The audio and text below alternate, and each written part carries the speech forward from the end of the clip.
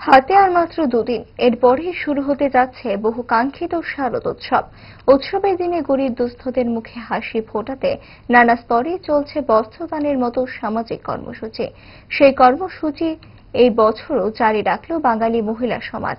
আজ রাজধানীর শিবনগরে দলীয় কার্যালয়ে আয়োজিত হয় এই মহতী আয়োজন। একে একে তুলে দেওয়া হলো দুস্থদের হাতে নতুন বস্ত্র। এই কর্মসূচি নিয়ে সংগঠনের নেত্রী জানান, বাঙালি মহিলা সমাজের পক্ষ থেকে প্রত্যেক বছরই বিভিন্ন অনুষ্ঠানে আমরা দান দক্ষিণা করে থাকি। তো আজকে আমরা আসন্ন শারদ উৎসবটা আসন্ন বাঙালিদের শ্রেষ্ঠ উৎসব, আর আজকে হয়তো তৃতীয় পক্ষ হয়তো শুরু হয়ে গেছে।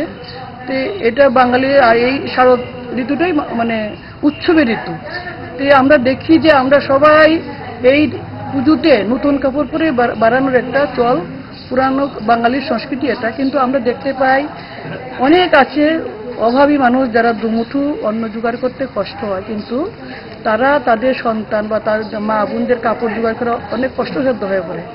সেই আনন্দ তো তার কাছে খুব বিষণ্ণ হয়ে পড়ে। সেই জন্য আমরা চাই, আমরা বাঙালি মহিলা সমাজ হিসাবে, বাঙালি যদিও সেটা বাঙালি উৎসব, কিন্তু সব ধর্মের মানুষ সেটার মধ্যে আনন্দে মেতে উঠে।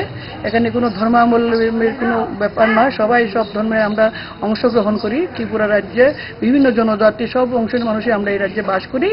তাই আমরা চাই এই যে নররূপী নারায়ণ, তাদের যাতে একটু মুখে হাসি, কিছু সংখ্যক হলেও যাতে আমরা হাসি ফুটাতে পারি, সেই উদ্দেশ্যে আমরা এখানে মিলিত হয়েছি।